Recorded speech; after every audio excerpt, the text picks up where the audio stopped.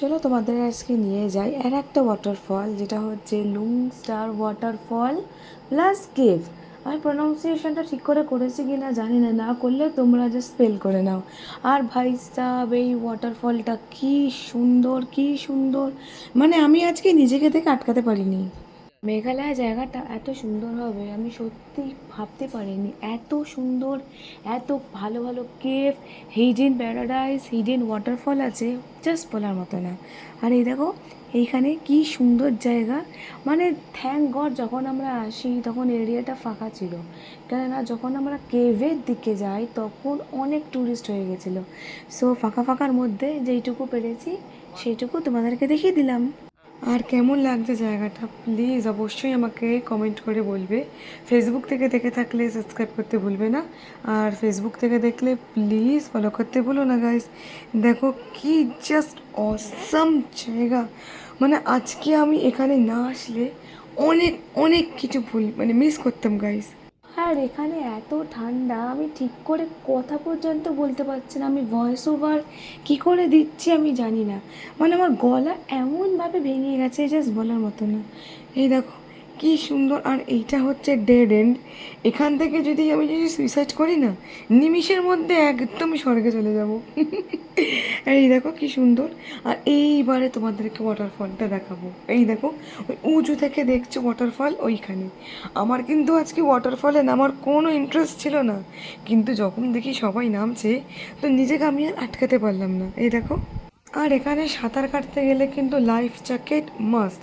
So 50 করে life jacket নিচ্ছিল। So আমি সন্দীপকে বললাম চলো একটা লাইফ জ্যাকেট নাও, দুজনে সুইমিং করি, কিন্তু না, ও এতটা ভয় পেয়ে গেছিল ও আর নামেইনি। ঠিক আছে, কই বাত নেই। দেখো আমি নেমেছি সাহস করে। আমি প্রচণ্ড মজা করেছি, সবাই সুইমিং কস্টিউম পরে নেমেছে আর আমি দেখো কি পরে নেমেছি। এই দেখো। আর এখানে দুটো অ্যারো দিয়েছে, একটা হচ্ছে বটম অফ দ্য ফলস আর একটা হচ্ছে ওয়ে টু কেভ। সো আমরা ফলসের দিকেই এখন যাচ্ছি। ফলস হয়ে যাবে দেন তোমাদেরকে দেখাবো যে গার্ডেন অফ কেভ। ওফ, এই গুহাটা জাস্ট সেরা লেগেছে। কোনটা ছেড়ে কোনটা তারিফ করব, দুটোই ভালো গাইস, দুটোই ভালো। আর এই দেখো গাইস, আমি তখনও সুইমিং মানে তখন আমি নামিনি। সো আমি তখন নামছিলাম সাঁতার কাটবো বলে, সাঁতার তো জানি না, জলে নেমে ফটো তুলবো বলে। গাইস এখানে সিঁড়িগুলো একটু প্রচণ্ড স্লিপারি ছিল। সো প্লিজ তোমরা যদি এখানে এসে থাকো তো একটু সাবধানে নামবে, আর নিজের রিস্কে কিন্তু লাইফ জ্যাকেট পরে জলে নামবে। কেননা গাইস জল প্রচণ্ড ডিপ আর প্রচণ্ড ঠান্ডা। যাদের ঠান্ডা লাগার ধাত আছে সো প্লিজ জলে নেবো না, কেননা আমার তো ঠান্ডা লাগার ধাত নেই, তার সত্ত্বেও আমার ঠান্ডা লেগে গলা ভেঙে গেছে গাইস। আর এই দেখো গাইস কি সুন্দর ওয়াটারফল, মানে জাস্ট বিউটিফুল আর বিউটিফুল। বা এই দেখো আমি জলে নামলাম, আমার মনে হচ্ছিল যে আমি জলে নামবো না ভয় লাগছে, কিন্তু না, জলে আমি যখন পা দিয়েছি তারপর আমি ভাবলাম যে না, জলে নামতে হবে। কেননা আবার কবে মেঘালয় আসবো আমার কোনো এখন ঠিক নেই। সো যখন এসছি আমি পুরো পয়সাটা আজকে ওয়াসুল করবোই করবো। ভয়ও লাগছিল যে সাঁতার জানি না, লাইফ জ্যাকেট পরে যদি ডুবে যাই তো না, লাভ নেই। গাইস আমি আবার বলছি, প্লিজ ভিডিওটা ভালো লেগে থাকলে আমাকে লাইক কমেন্ট করতে ভুলো না, শেয়ার করতে ভুলো না। এই দেখো অনেক কষ্টে ফাইনালি ভয়টা কাটিয়ে আমি এটা অনেক দূর থেকে আমার বর রেকর্ডটা নিয়েছে।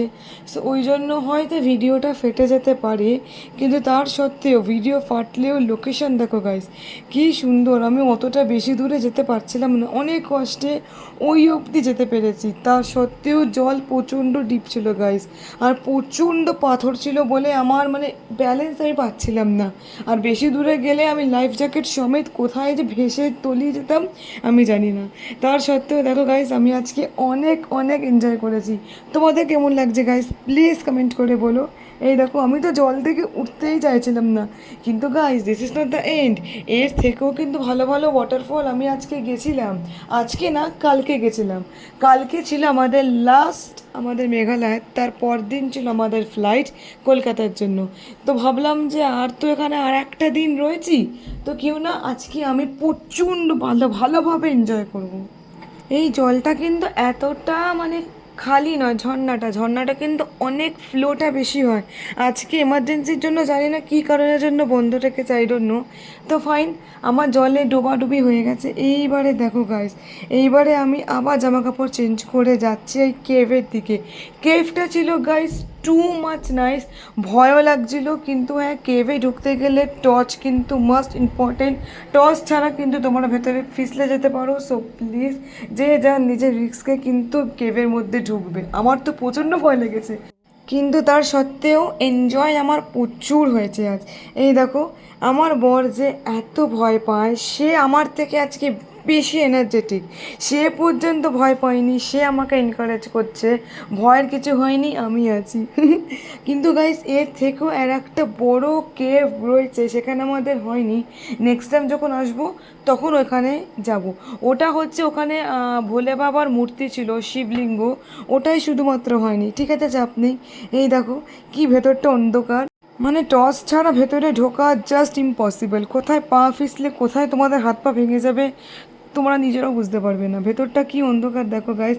আমি আগে আগে যাচ্ছিলাম আর আমার বর পেছন পেছনে টর্চ নিয়ে যাচ্ছিল। দেখো ভেতরটা কি সুন্দর, জাস্ট ইম্যাজিন গাইস, রাত হলে কতটা ভয়ঙ্কর জাস্ট হতে পারে। কিন্তু একটা মিস্ট্রি আছে, এই ভেতরে একটা মিস্ট্রি ওয়াটারফল আছে, যেটা না দেখলে তোমাদের কিন্তু মেঘালয়ে আসা পুরোপুরি বৃথা হবে। সো তোমাদেরকে আমি এখন দেখাবো ওয়াটারফলটা, জাস্ট ব্লগটা দেখতে থাকো গাইস। এই দেখো ভেতর ভেতর থেকে কত ভেতর ভেতর থেকে আমার বর আসছে। আর এই দেখো ওপরে একজন গার্ড, আমাদের সাথে একটা গার্ড চলে এসেছিলো, কোত্থেকে এসেছিলো জানি না, সে চলে এসেছিলো। সে আমাদেরকে বলছিল এইখানে একটা ওয়াটারফল আছে, ওয়াটারফলটা তোমরা মাস্ট দেখো। আর এই দেখো গাইস, বলতে না বলতেই ওয়াটারফলে ঢুকে পড়েছি। ওয়াটারফল দেখার আগেও তোমাদের এখানে একটা ছোট্ট বাঁশের ব্রিজ আছে, সেখান থেকে উঠতে হবে, দেন ওদিক থেকে আর তোমাদেরকে নামতে হবে। আর যখন আমি এখান থেকে যখন নামছিলাম ব্রিজের ওপর দিয়ে উঠে, মানে আমি দেখে এতটা সারপ্রাইজ আমি এর আগে কোনো দিনও হয়নি। এখানটা আমার নামতে একটু প্রবলেম হয়েছিল, কেননা ঝর্নার জলে, ন্যাচারাল শাওয়ারের জলে এই সিঁড়িটা এতটা স্লিপ ছিল বলার মতো না। তোমরা দেখেই হয়তো বুঝে গেছো আমি কিভাবে পা টিপে টিপে নামছিলাম। আমার তো ভয় লাগছিল আমার হাত থেকে আমার আইফোন না পড়ে যায় ব্যাস। আর এই দেখো, এটা ছিল ওয়াটারফল। এটা ছিল লাস্টের ভিডিও, যেটা আমি আমার বরের একটা স্লোমো ভিডিও তুলছিলাম, যে ঝর্ণা থেকে ও এগোবে, এগিয়ে এগিয়ে আবার রিটার্ন টু একদম বাইরে বেরিয়ে যাবে। সো ওই ভিডিওটা আমি বরে নিচ্ছিলাম। তোমাদের আজকের এই ভিডিওটা, এই ব্লগটা কেমন লাগলো না লাগলো অবশ্যই আমাকে কমেন্ট করে জানিও গাইস। আর এই দেখো, আমিও আজকে আবার এখানে স্নান করেছিলাম।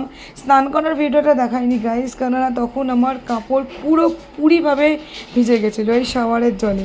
এই শাওয়ারের জল এত পিওর ছিল, আর অদ্ভুতভাবে শাওয়ারের ভেতর থেকে আমার আয়ুর্বেদিক জড়িবুটি টাইপের কিছু স্মেল আসছিলো, জানি না সেটা কিসের গন্ধ, কিন্তু অদ্ভুত ধরনের একটা স্মেল, মনে হচ্ছিল কোনো জঙ্গল থেকে জলটা বেরিয়ে এসছে।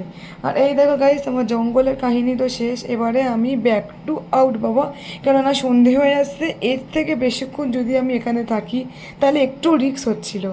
ওকে গাইস, এই ব্লগটা এই অবধিই থাক, আর নেক্সট ব্লগের জন্য তোমরা রেডি থাকো। খুব শিগগিরই কিন্তু আমি আরও ভালো আমি লোকেশন আনতে চলেছি।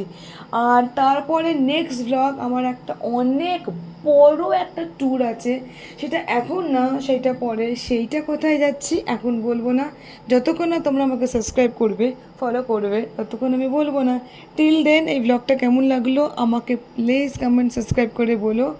আর তোমরা যদি এই মেঘালয় যদি আসতে চাও, তাহলে কোন কোন জায়গা তোমরা ঘুরবে, কোন কোন বেস্ট ট্যুরিস্ট স্পট বা কোন কোন ফলস যেগুলো বেস্ট রেকমেন্ডেড প্লেস, আমি আমার ফেসবুক আর ইউটিউব পেজ ডেসক্রিপশন বক্সে সব দিয়ে দিয়েছি। সাবস্ক্রাইব করো আর ওখানে ফলো করো, সব ইনফরমেশন ওখানে পেয়ে যাবে। বাই।